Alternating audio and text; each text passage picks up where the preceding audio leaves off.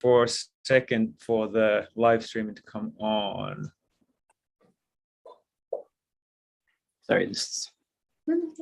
Okay, I guess maybe it would be nice if you could give a little update to the virtual Sangha, how the North Carolina visit has gone so far. Oh, it's gone nicely. We have been discussing Sharanagati as it's related to the Govardhana-lila, building up to that.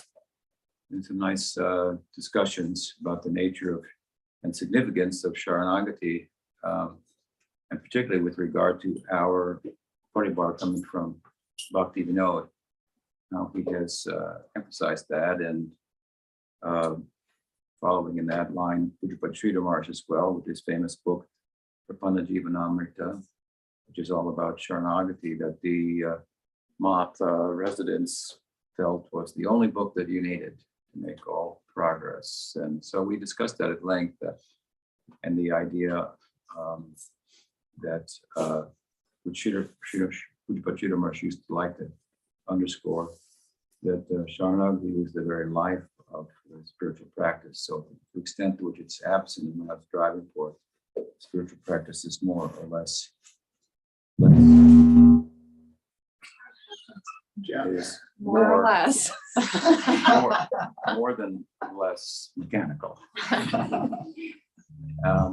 And then last night we entered into the braja-lila through braja-lila with the story of Madhav and Tripurari, who's an extraordinary example of Sharanagata and more. That was an interesting discussion. Here we are this morning. The weather's nice here. It's changing the seasons.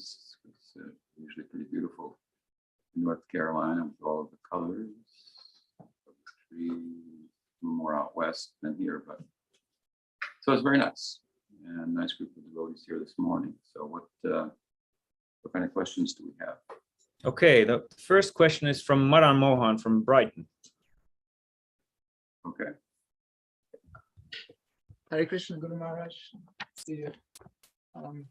So my question is, a couple of weeks ago, you were speaking about the importance of sadhana, how sadhana is the most important thing, especially with an emphasis on and I've also heard in many classes, you emphasize this verse in relation to studying the Gita from the 18th chapter, that to study the Bhagavad-gita itself is worship in itself, what Krishna says there. So my question is, to what extent is, for example, studying the Bhagavad-gita an aspect of sadhana, and to what extent is it just an intellectual exercise like that? I was wondering if you could speak on that. Thank you. Actually, the commentaries on that verse describe the study of the Bhagavad-gita as Gyan Yagya, so the sacrifice of knowledge. There may be a sacrifice of things, there may be a sacrifice of knowledge. So the study of the scriptures is thought to fall under that category. Of course, now the knowledge of the Gita or the Bhagavad and so forth, this is theistic knowledge. This is not the knowledge, for example, of the similarity or likeness between Atman and Brahman that is so emphasized in the Advaitin school, so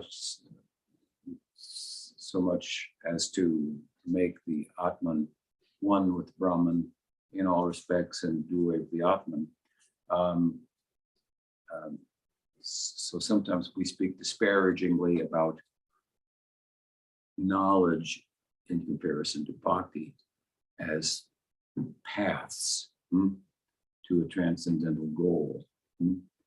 Knowledge being governed by sattva guna, and of course bhakti being governed by the nirguna, the transcendence. So we make that point regularly, but when we talk about the knowledge that's inherent in bhakti, we refer to this as sambandha gyan. And so knowledge that we could say helps us to understand things in ourselves in relation to Bhagwan.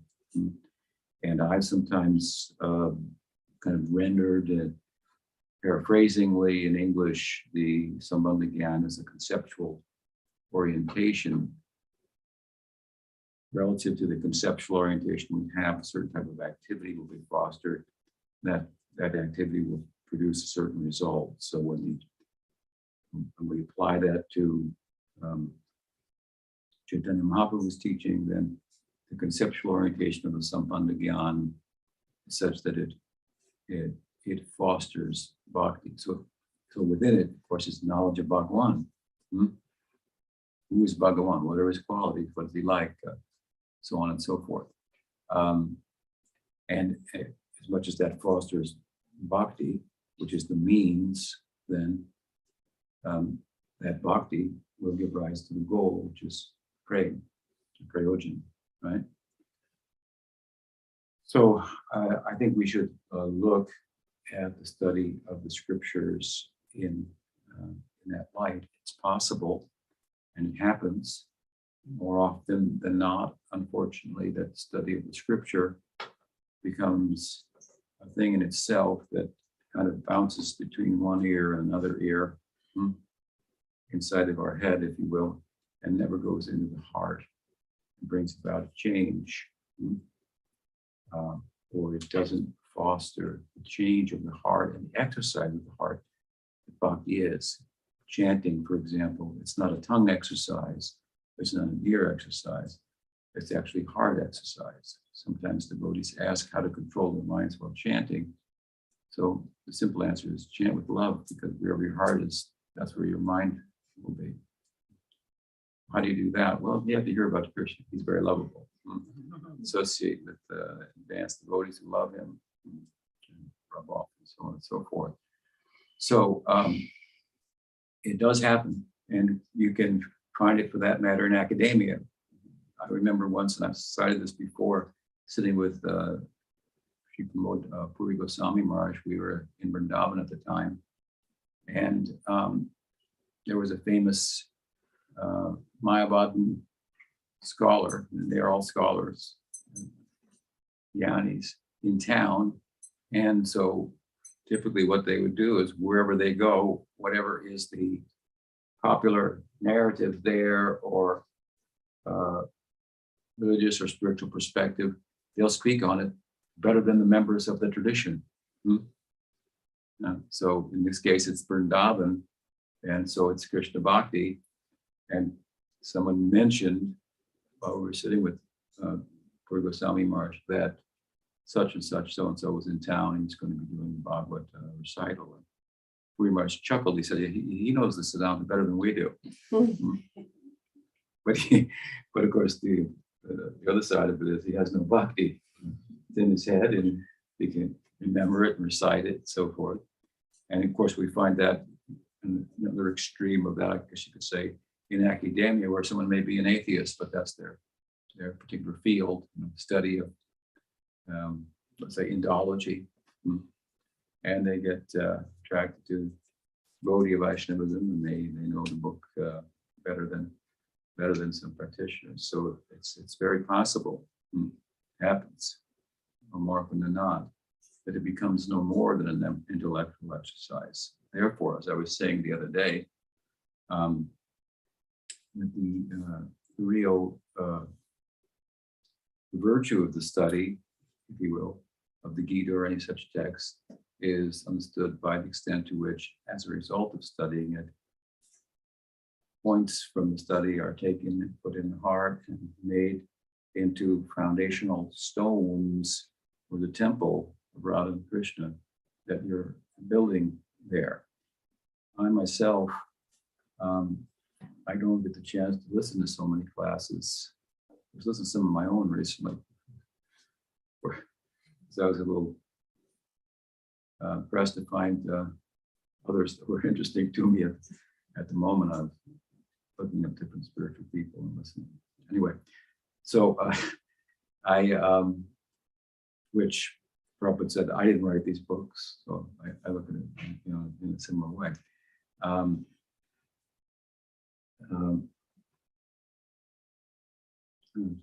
No, I lost my train of thought for a moment, but yeah. But at any rate, oh yeah. When I was young, I had the opportunity to listen to more lectures in International Society for Krishna Consciousness, where I was born, if you will. Then there was a lecture every morning by somebody who would go to the Bhagavatam class. And not everybody was a good lecturer necessarily. Some were obviously better than others, but my standard was for hearing was that I would go to the lecture, and if I could hear just one point out of it, I could take and make it part of my life, like I say, take it into my heart. And I think it was a successful session for hearing. So it's a question of the heart being in the right place, not losing the plot, what we're doing here. And all this underscores the fact that devotees, while they're often thought of, bhaktas in other traditions, for example, in the Gyan tradition in particular, as being sentimental, not being very bright, not being that intelligent, and so forth. If we understand it properly, then we find, well, tell a story in this regard. I was sitting with a fellow once, with a few people. I had given a lecture, and there was a fellow in the crowd who was part of the yoga community nearby. This was in San Francisco some years back. And so I gave a lecture, and he was from a school of Gyan, so a Gyani. And then he said, in our Sangha, he said, only the women are bhaktas. And I said, yeah, that could be a problem. Because they were bhaktas for the guru. And I'm not saying it is, but it could be. And then he said, but for a bhakti, he said, should have been bhakta. Referring to me, he said, you sure got a lot of jnana.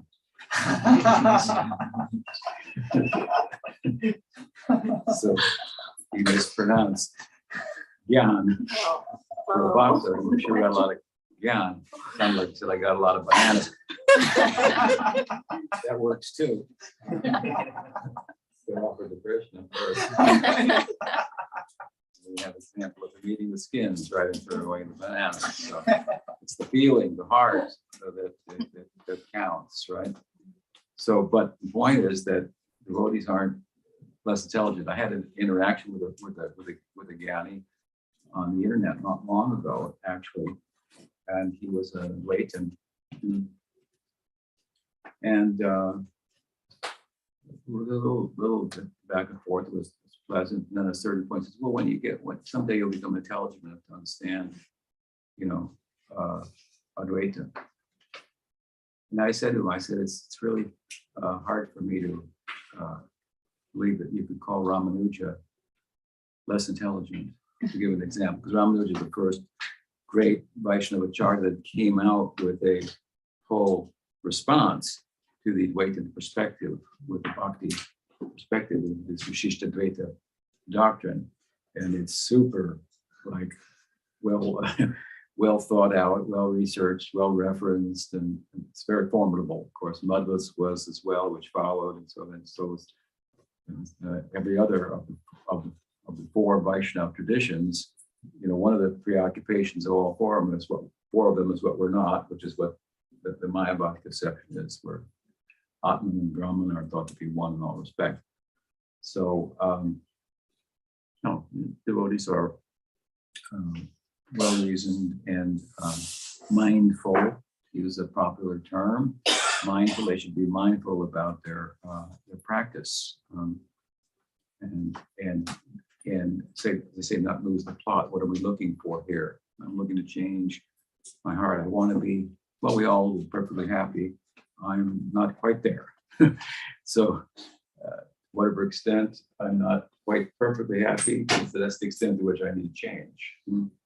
And the scriptural discourse and so forth is meant to help bring about that change by giving us some kind of ammunition, good reasoning, if you will, to deal with our head and our intellect, that the exercise of our heart now will be well reasoned.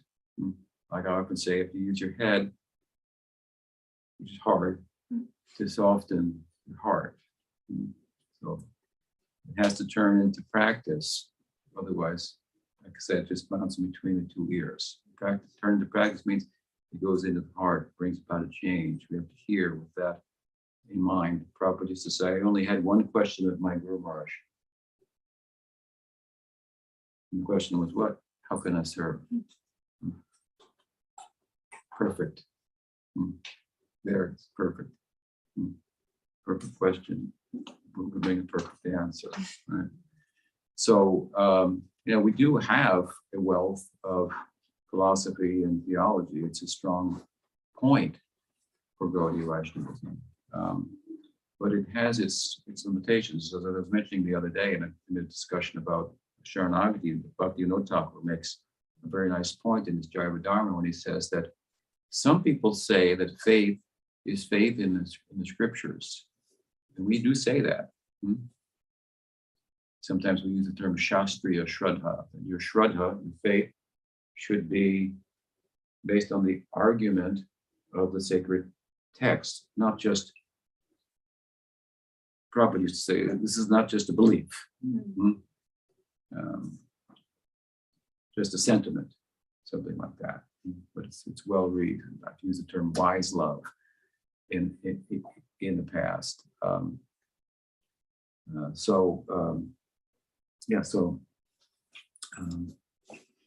So we have to use our head to soften our heart. And while we have a considerable legacy of scriptural argument, commentary, so on and so forth, it's and we say that Shraddha is faith in scriptural argument. We make that point. It's a good point. That's to separate it from just a sentiment. Faith in revelation, faith that if God wants me to know, I could know him, otherwise not. If the finite wants to know the infinite, well, what's the chance? Well, if infinite, out of its infinite power, wants to make the finite understand the infinite, which would otherwise be impossible, then it's possible. So these are all, good arguments, right? And this will help to corner us, if you will, intellectually, so that we have to exercise our heart, make us honest, something like that. So faith that is gathered from Shastra and scriptural argument of revelation. That's what we mean by faith, rather than just a belief or a sentiment. But Bhaktivinoda makes a nice point. He says, but that's only, partially true, what faith is. He says, properly understood in the full sense of the term, faith is Sharanagati. Sharanagati is the outer expression of faith. Sharanagati is a very practical thing. It's a doing thing. What do I do in Sharanagati? Well, anukulasya, pratikulasya. I give up what is unfavorable to bhakti. I accept what's favorable. And you might want to listen to the songs of Bhaktivinoda about anukul and pratikul, see how much it will change your everyday life in terms of what it means to be a sadhaka. You'd be afraid to open the book. Beautiful songs, very sweet language in Bengali, but what is unfavorable would be more things than you realize. If you understand that what we're trying to do in sadhana is have one-pointedness. This is sadhana. One-pointedness only of the mind. When the mind is completely fixed on Krishna, then you will go beyond the mind. When other things are there distracting, and we allow other things in our life to take over our mental space and so forth, well, and you sit down and chant. And those are the things that are on him. And you wonder why you're distracted. So it's to be a Sharanagata. That's my interim goal. To be a Sharanagata. Let me understand what these limbs of Sharanagati are, and really try to cultivate them. You will make progress then, and you'll be happy, and the world will go on without you. It will. And what will it do? Same thing it's doing all the time. Just another version of the same thing. Another guy elected, another guy got got kicked out, another guy got arrested, another, war over here or there, and you'll be protected from it all. So, anukulasya sankalpa, pratikulasya vardhanam, rakshikshati vishvaspo, dve varanam tata, atmanikshepa karpani, sadbudha sharanagati. These are the 6 angas of Sharanagati. Accept what's favorable to bhakti, reject what's unfavorable. Accept Krishna as your protector, Krishna as your maintainer. We see this in the Govardhan-lila. We're discussing this further. That's why we're talking about Sharanagati in relation to Govardhan-lila, which is we'll be celebrating on Tuesday. All the inhabitants, they gave up. Sarvadharman Prityaja, as the Gita says. This is the Gita's expression of Sharanagati. They gave up. Sarvadharman means worship of the gods and goddesses, among other things. It's the Varnashram Dharma. Give all that up. And yoga too. Astanga yoga as a path to itself. Don't mix it with bhakti. That's what they say. And give up Gyan and all of the disciplines and all of the possible ways and gods that preside over them. Mamekam Sharanam. So surrender to me alone, Krishna says, and I will take care of you. This is his guarantee. This is Sharanagati. So we find in Govardhan-lila, of course, inhabitants of Vrindavan are worshiping Indra, and Krishna interjects. He says, you should worship the hill, right? By the way, I'm the hill. And it's a long story, a beautiful one, but they all accept the principle or the Swarup Lakshan, the Angi, the body of Sharanagati that has other angas. The Angi is, Krishna is our maintainer. We thought we would worship Indra, he would maintain us by giving rain, which would bring grass, and we're cow people. Cows need grass, so we worship Indra. Krishna, not here. Maybe a place for that, but not in my place. And so the Govardhan-lila, it's all about the inhabitants of Vrindavan as far as sadhakas go. It's showing them a very important principle, Sharanagati. So it's, and my point here is that it's very active, right? All of the limbs are there. So you have Krishna as your protector. You get to move it like that. Krishna's my maintainer. Okay. Humility, self, namaste. This is Atmanivedanam, Atmanikshepa, namaste. It's not me, it's you. It's not about me, it's about you. That's what namaste means. Not me. Material ego is, it's me. Not me. This is what Atmanivedanam means. Atmanikshepa, not me. You have to say it again. Not me. Namaste. Every, when you meet it, but namaste. It's not about me. So anyway, all these things are very aspects of Sharanagati, the angas of them. You can't just do them in your head. They require some. They are a way of thinking. That's true too, but they're a call to action, if you will, as it should be, because faith is the animating principle in life. If you don't have faith that the airplane's going to take off, you're not going to pay for a ticket to get on it, right? But if you have faith that it's going to work, get the money, and go to the airport. No matter what it is, faith animates us. And suspicion, use a phrase of Pujapatrita Maharaj, leads to suspension. So when it's suspicious, our animation is suspended. I'm not sure about that. I don't know if I should listen to him. Maybe I'll let something in, carefully guarding my heart with my head.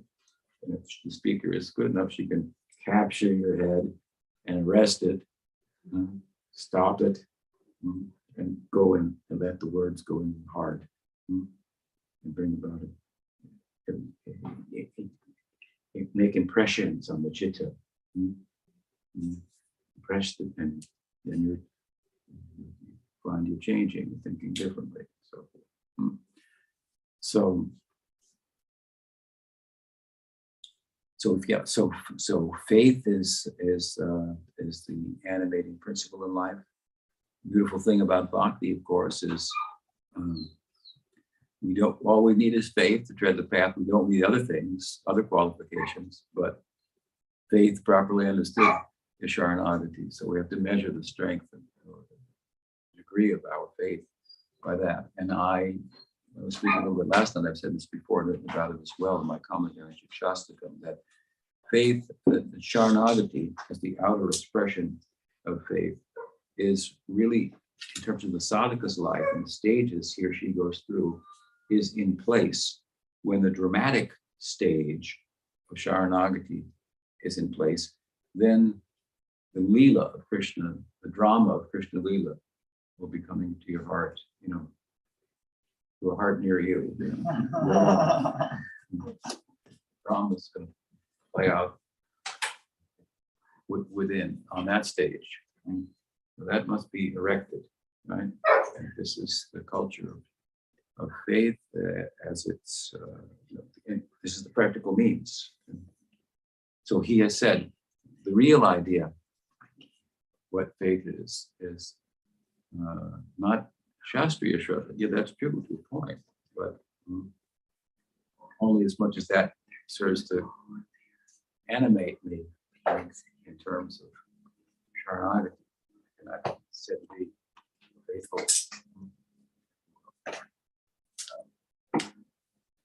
for treading the path. Does that help? Yeah, thank you, Guru. Right. Okay. That Bhagavad-gita. So there are some questions. Oh, did you have more to say, Guru? No. I have questions here too. Yeah, exactly. Questions in your end. You take questions here first. You get the priority for coming the distance. Yes. Krishna Das has come all the way from San Francisco. Krishna Das, Jai. So my question, so I was listening to a lecture recently where you mentioned that hearing from the braja-lila and studying the tattva around it in the course of one's practice, aspiring ajata ruchi sadhaka may develop, at least on an intellectual level, some affinity for a particular ideal in the braja-lila and might see that as their goal. And so I was wondering if you could speak on this topic a little more and how one would recognize if this affinity that one might develop over time is substantial, since that at that stage one wouldn't have mature lobha or mature ruchi at that point. Yeah, could you hear the question, Ganesh? Does it come through? Yes, thank you. Yeah. Yes.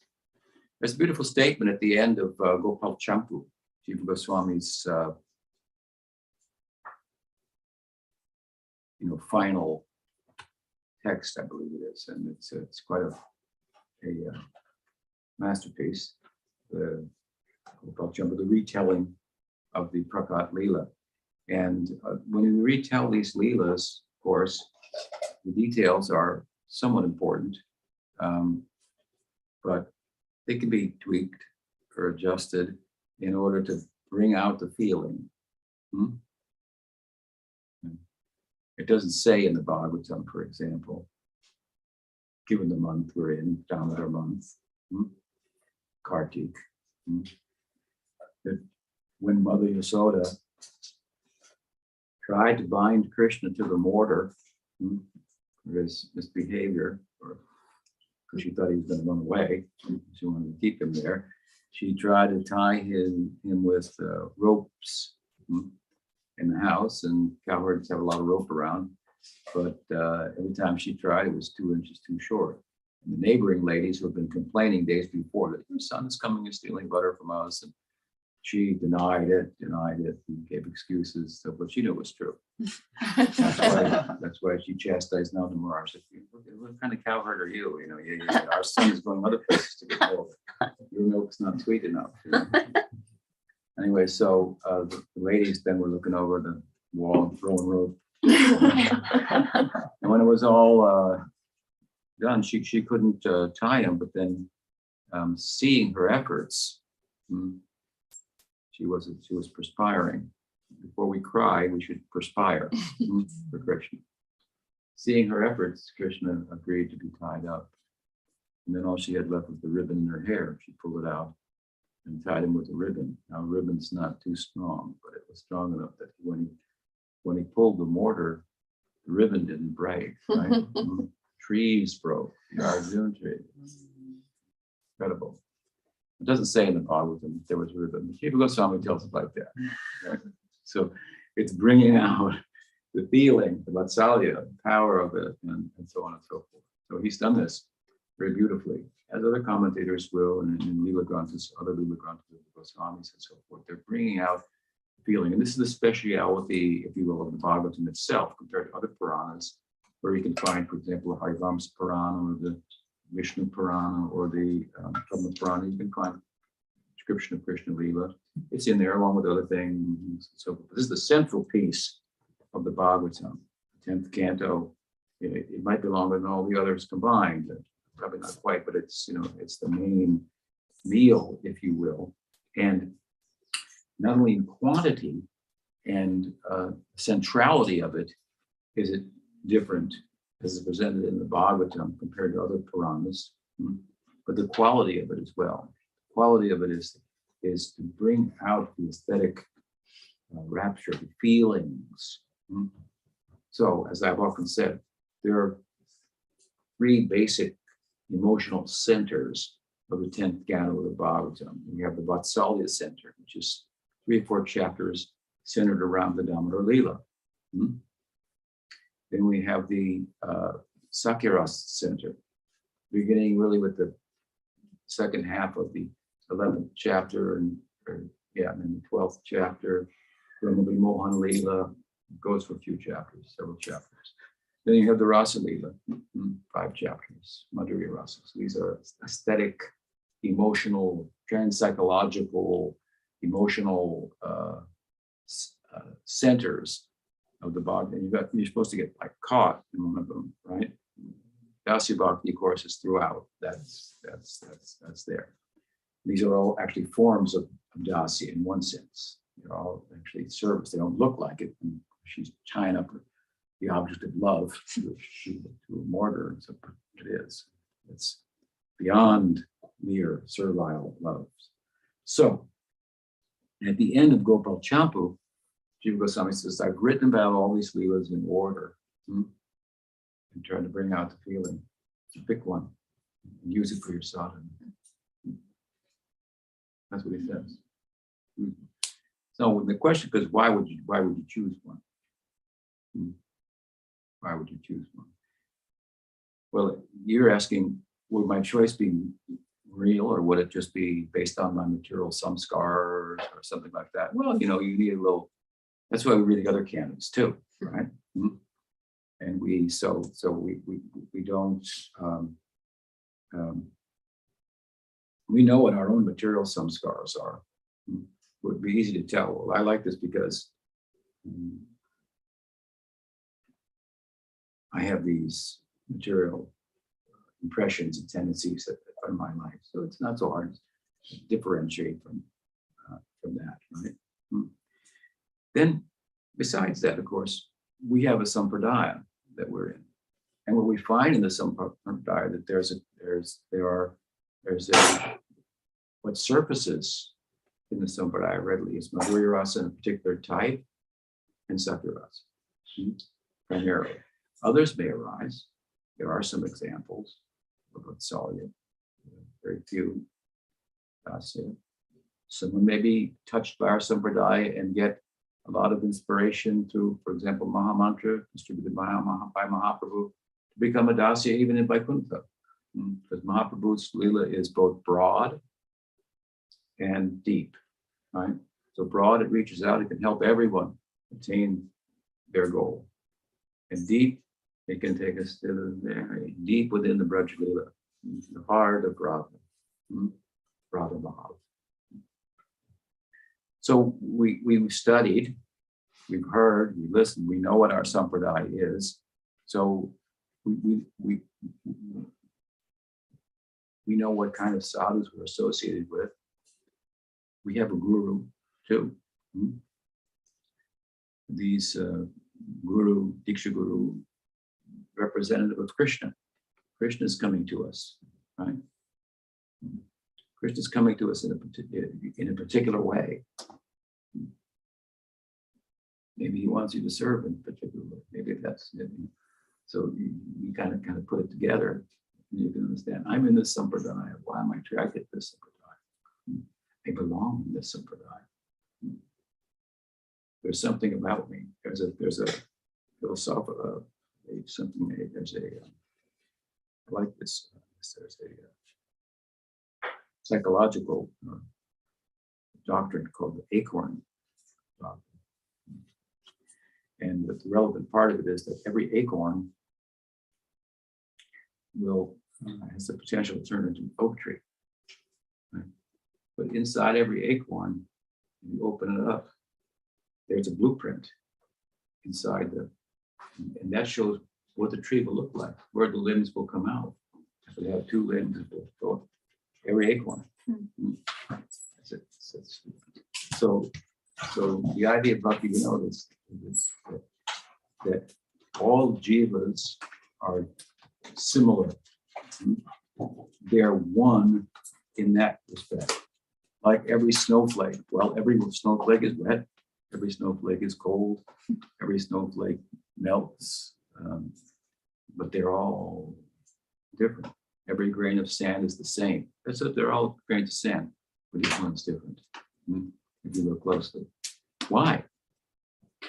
Because if they were the same, there would only be one grain. Right? 2 things can't be entirely the same in all respects and be different. It's just not possible. So this is the emphasis of Bhakti Vinod. It's found there in some Dharmas also. Writings of Bhagavad-gita in particular. Without going into the details about the point I'm making is that why would we make a spiritual choice? If you are influenced, you're in a sampradaya. It has a prominent influence of Madhurya Rasa and Sakya Rasa. Why would you choose one or the other? Is it just a competing of 2 influences? This one's influencing you more, that one's influencing you more, or this one, and you're just a blank thing waiting to be influenced? Or is there something about you? This is a very powerful argument of Madhva. We are the Brahma Madhva Gaudiya Sampradaya. Brahma Madhva talks about different types of souls in ways that we don't. But in some ways we do, in the ways that I'm speaking about. And he also makes this point. He has souls that are qualified by their very constitution for obtaining mukti. He has souls that aren't. We don't follow that latter part. But amongst those that are suited for mukti, each one is unique. Each one is unique at the same time. And with regard to karma, why did one choose one thing, one choose another thing? Because each individual person has a unique subjective experience. My subjective experience of what's going on here is different than yours. And each of you, it's different. Everyone's in their own experiential, subjective space, right? And different opportunities, similar opportunities, the same opportunities being offered, and people are responding to it differently. So Madhva makes the point, because everyone's actually different. They're similar, but they're actually different. And so the difference between us, it's the point of our theology, the difference between us externally is karma, right? We're the same, but you have different karma than mine, and that karma is external. Okay, so the difference is external, right? Yeah, we have to think again, because the external difference is a result of an internal volition. Karma is internal in that sense, right? Because karma is our choices that have external results. So why is one jiva choosing one thing, another jiva choosing another thing, or responding differently to the same stimulus, the same opportunity, the same influence? It's a pretty logically inescapable, this point, this emphasis that he makes. And then, with regard to spiritual life, well, what determines our status there, the way we worship? What determines the way we worship? Well, the association we have, we associate with Ram Bhaktas. They'll introduce us to Ram, and we'll worship the Ram deity and so forth. That's true. But what is it that causes us to choose Ram Bhakti in the first place? I heard about Ram Bhakti. Heard about Krishna Bhakti. Anupam, Bala, the brother of Rupa Sanatan, he heard about Krishna Bhakti from Rupa and Sanatan Goswami all night long, stressing to him the virtues, the glory, the argument for the supremacy, if you will, of the worship of Radha and Krishna. He couldn't sleep all night. He couldn't sleep all night. Why? Because he was a Ram Bhakta. And when Mahaprabhu heard this, he didn't say, why didn't you convert him? You didn't have enough power in your association. He said, glorious is that devotee that will not give up his Lord. And he said, and glorious is that Lord that won't give up his devotee. Jai Ram. Jai Hanuman. Jai. So this is the kind of emphasis, just kind of playing with a broad brush in the logic, that can be supported by scripture and examples. Like there are many examples like this. Logic, the insight about the Thakur. So there's something about us that will cause us to, why we're in the Sampradaya in the first place. That's God's arrangement. Maybe he wants you as his friend. Maybe he wants you as a maidservant of Radha, which you can get help from here. If that's what he wants of you, that's how he wants to accept service from you. Then you're going to send you a certain guru, right? A certain sampradaya, right? And then you're going to get the nourishing influence that will cause that destiny that you have to arise. So getting a little, away from the point. Well, your point is, well, how do I know if it's happening? Well, then you have someone. This is Bhakti Vinod's teaching. You see in Jaiva Dharma, he has there's two disciples, Rajanath and Vijay Kumar. They have the same Diksha Guru, and they've been studying the Bhagavatam and practicing for some time. And so one day he says to them, "So, what do you like? What did you find? I know that you're a serious practitioner. So, what do you like?" And one says, "I like when Krishna goes to herd the cows, and then when one cow goes off and needs to be brought back, I like to bring back the cow to the herd." That's what he says. With Subal's permission, he says, "I'd like to get Subal's permission, and then I go and have that service." But it says, and then so the verse is saying, "You are in Satya. God bless you." Yeah. And then the next one he asks, "What about you?" "Oh, I like it. Probably the way Lalita Saki intends to Krishna in Madhurya. So you really follow with Lalita Saki, Manjari Bhakti.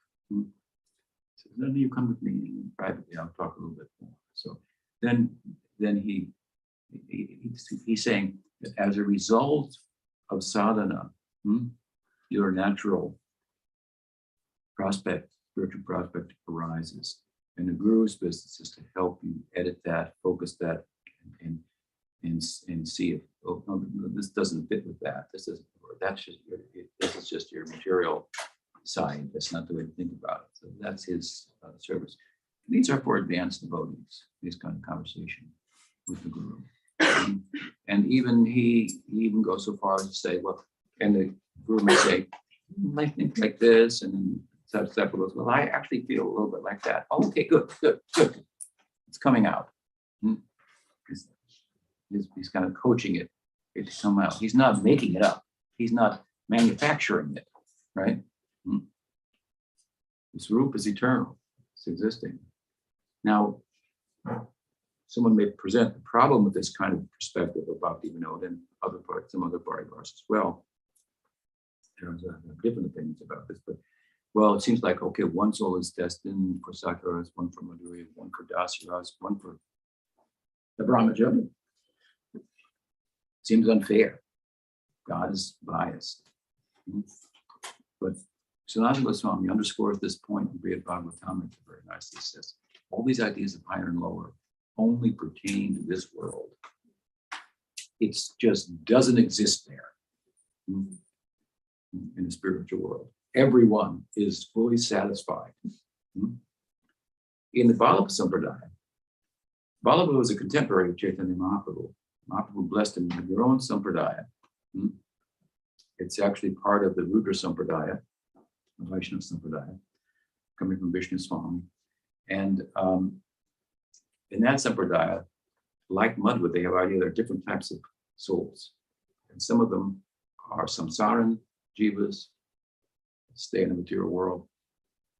We don't go there, but there are people that, I think he's one of those.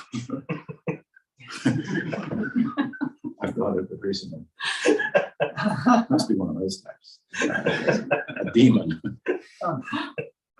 And it's not so far-fetched when you look around sometimes. But anyway, it's a little bit of a different theory. But he has, of course, jivas who are whose destiny is to attain mukti, attained by Vaikuntha.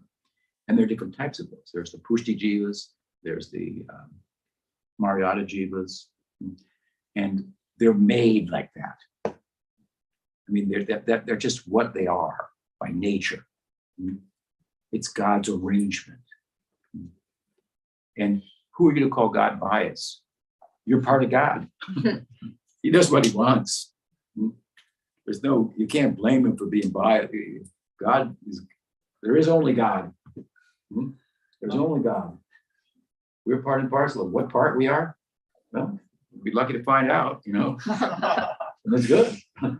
There's no arguing here. There's nobody to argue with. So, and of course,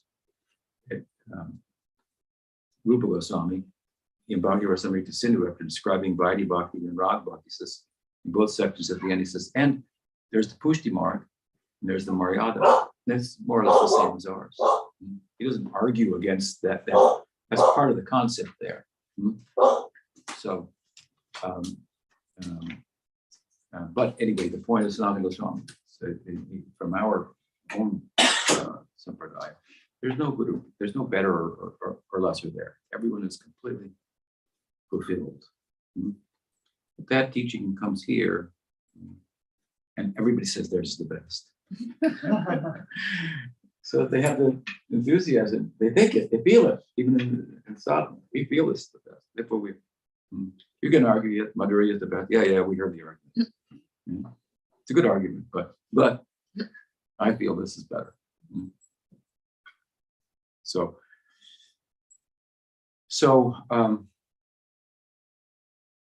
we need association. We need to hear the Bhagavatam, and by regular hearing, chanting, and so forth, then our prospect will arise.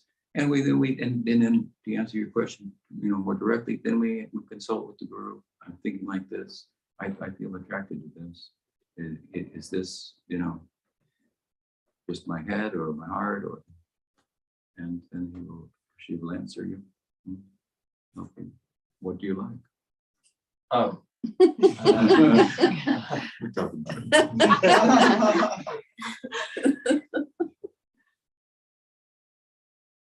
Okay, another question. What was the time?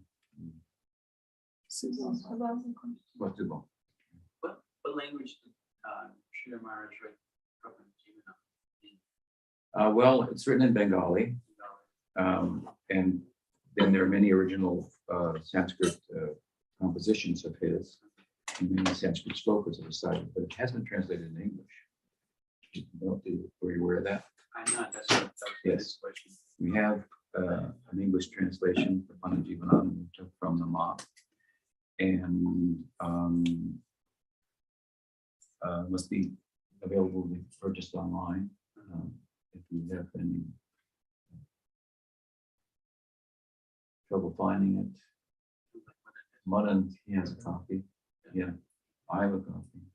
I was telling you about is I used to have a copy. I used to have Prabhupada's copy. They had written his name on it in 2 places.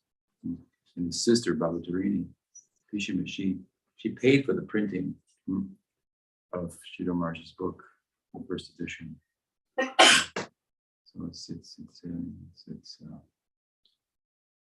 important book. What else? What's the time? Oh. We have 5 minutes. Is there another question? Well, in relation to Krishnadasa's question, and when you were talking, is there any like progression of attraction? Because I've heard sometimes, like I think even Sridhar Maharaj like was a Ram Bhakta, right? When he was younger, I know a devotee that also was like very attracted to Ram Lila for many, many years. But then there was a progression, and then that became more fixed, the attraction. It's possible that there could be a progression in a sense, but let's look, for example, at Gopal Kumar. You can say there was a progression in Gopal Kumar, protagonist of the 2nd canto of Bhagavad-gita. First canto is about what's the highest ideal. This is the Gaudiya ideal, of course, the Madhurya Rasa. And the second one is there a place where you can find it? So that's the Goloka Mahatmya, 2nd canto. And the protagonist is Gopal Kumar, who attains Sakyarasa as a Priyanarmasaka, who can assist Krishna in his romantic affairs in Goloka. That's what he attains. But he does all kinds of sadhana, right? Sadhana, he meets a sadhu from here, he does the sadhana to attain that, goes to another loka, and they're saying, this is the best, you should do this, he does that, and it doesn't work for him. He even goes to Vaikuntha, he's there, everybody tells him, hey, what are you doing here in this earthly coward body? We can give you a forearm body. No, I'm not interested in that. And he goes on, he goes to Dwarka, so on and so forth. So you can see he has a destiny. He tries this sadhana, he tries that sadhana, and takes him here and there. And so, but ultimately, he has a destiny to attain. So, association, we may have such predisposition, or maybe a sentiment of ours, it's possible, but it doesn't change. It's not that you have a destiny that's not developed, and it'll develop gradually by going, first here or there, but it's there. Be uncovered. This is the teaching about, you follow? Yeah. Go from Mars. Quite a journey. So if it was just sadhana, he did pretty intense sadhana. Of course, he had his Gopal mantra. He always chanted his mantra. Whenever he got tired of a particular sadhana, he chanted his Gopal mantra, and then he would take it to the next place. He took him to Goloka. And the story of Gopal Kumar is a story of his own trajectory that he's telling to Brahman Jana Sharma. And when he tells him, and then I entered into Goloka, he tells him how from Braj, it appeared in Braj to him, and then he disappeared. He chased after him and fell in the Jamuna. The Jamuna took him to Goloka. And there, and he's described what goes on in Goloka, what it's like there, how it's just like Gokul. And he's telling the story, and he says, and one day, I was going to herd cows with Krishna. Typical day in the life of a Gopa. And Radharani stopped me and said, there's a Brahmin on earth. I want you to go and bring him here to serve Krishna like you do as a Priyanarmasaka. And Sarup is his name, Gopakumar, Goloka. And he says, at that time I thought, then I won't be able to coward with Krishna all day today. But if I please Radharani, that'll please Krishna even more. So I'm ready to go. The story. So he came as the guru. Radharani sent him. Radharani is Bhakti Devi, right? Bhakti came after him in a particular way, authorized in Golok by Radharani herself. And while it's true that we say that Krishna follows Bhakti, because he's captured by Bhakti, conquered by Bhakti, right?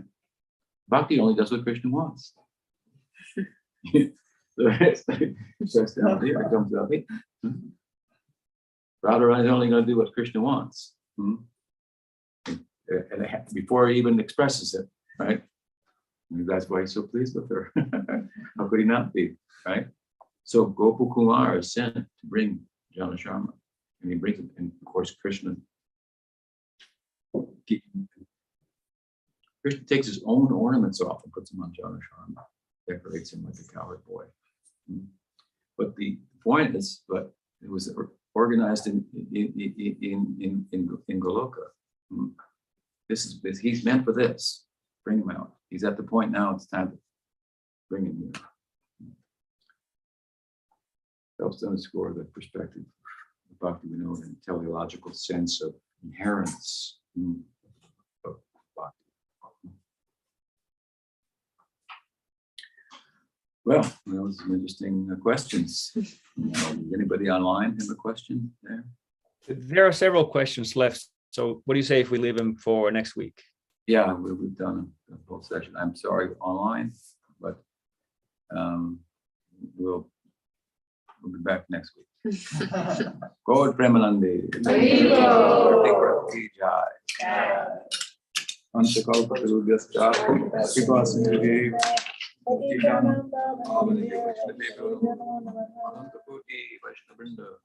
Jai.